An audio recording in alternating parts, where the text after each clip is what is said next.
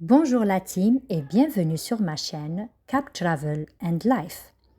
Merci de nous suivre et de vous abonner pour découvrir de magnifiques destinations.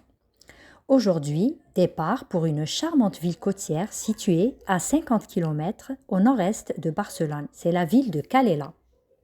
Nous avons réservé à l'hôtel Neptuno, un 3 étoiles, situé dans le centre-ville de Calella. Un très bon emplacement, vraiment à quelques pas de la plage et des principaux sites d'intérêt. Un hôtel moderne, le personnel est au top, les chambres sont confortables et propres.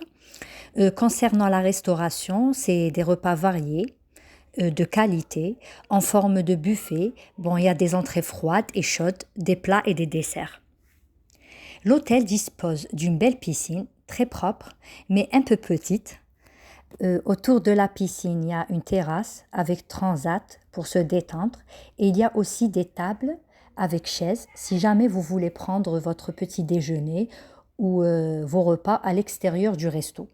Tout près de la piscine, il y a un espace de jeu pour les petits, comme vous voyez sur les photos.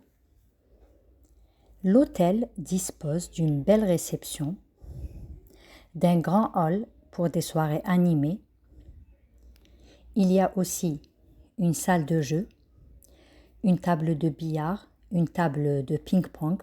Donc, si vous venez en famille, vous n'aurez pas le temps de vous ennuyer. Après s'être installés dans notre chambre d'hôtel, nous sommes ressortis en fin d'après-midi pour découvrir Calella. Alors, à quelques pas de l'hôtel, il y a la zone piétonne. Une allée très sympa où on peut faire du vélo, un footing ou tout simplement s'asseoir pour admirer les spectacles organisés.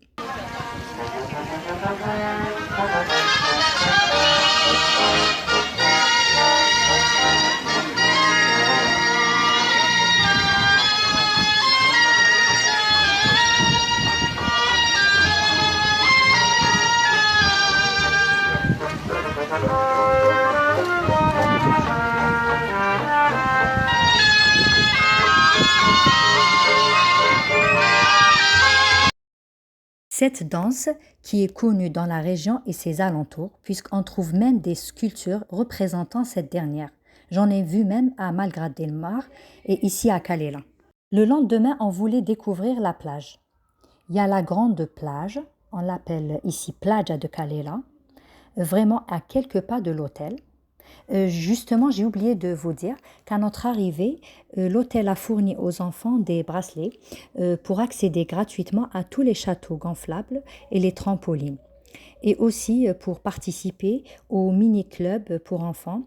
C'est des mini-clubs mis en place sur le sable. C'est des ateliers de coloriage et de dessin, comme vous voyez sur les photos. C'est pour occuper les petits. D'ailleurs, ils se sont super bien amusés. Alors, nous nous sommes baignés. C'est une très belle plage, bien propre.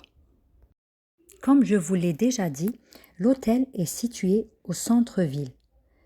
C'est une zone commerciale, animée avec de nombreux magasins. C'est des ruelles piétonnes. La principale rue piétonne est la carrère de l'Iglesia. Vous y trouvez des commerces, des glaciers, des restos. Il y a aussi l'église Santa Maria Saint-Nicolas. Un peu plus loin, vous trouvez la Plaza de la Constitución où se trouve aussi la mairie. C'est une place agréable avec des terrasses. À droite de l'hôtel, à quelques pas, se trouve le parc d'Almont. C'est un incontournable à faire si jamais vous êtes à Calella. C'est un magnifique espace naturel de plus de 18 hectares.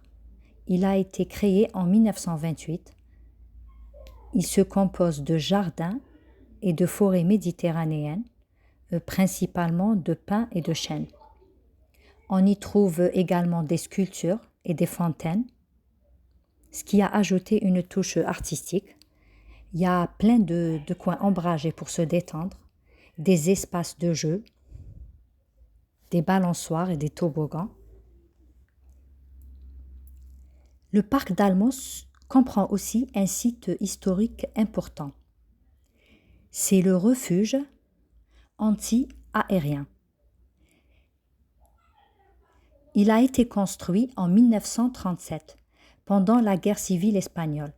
Il servait à protéger la population civile des bombardements aériens. Il a été restauré et ouvert au public en 2010. La visite est enrichie par de panneaux explicatifs et un audiovisuel.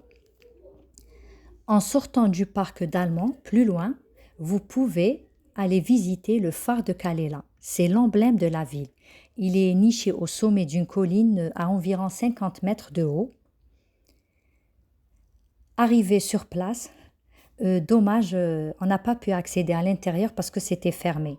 Mais ça valait vraiment le détour. Une vue imprenable. Il y a aussi le petit train appelé le Carrilé, sympa pour découvrir la ville en un petit tour. Pour les restos à Calella, il y en a pour tous les goûts. Vous avez le McDo, il y a aussi le resto turc, Doner Kebab et plein d'autres. Pour finir, Calella est une destination idéale pour ceux qui cherchent à allier détente et découverte. Entre ses plages magnifiques, son phare emblématique et ses charmantes rues historiques. Cette ville catalane a de quoi séduire tous les visiteurs. Je l'ai vraiment adorée. Merci de m'avoir suivi. Je vous dis au revoir et à bientôt pour de nouvelles aventures.